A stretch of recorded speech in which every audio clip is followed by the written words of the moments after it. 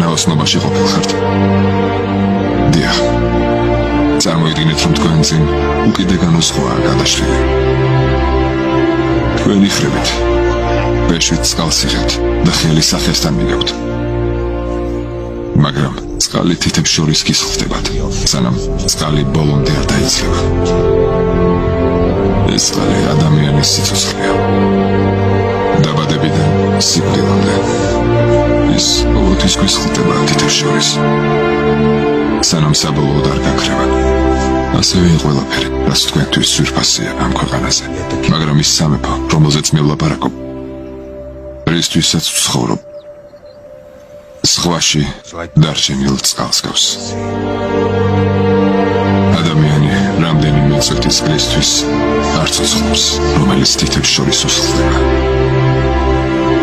ისინი, ვინც იესო ქრისტეს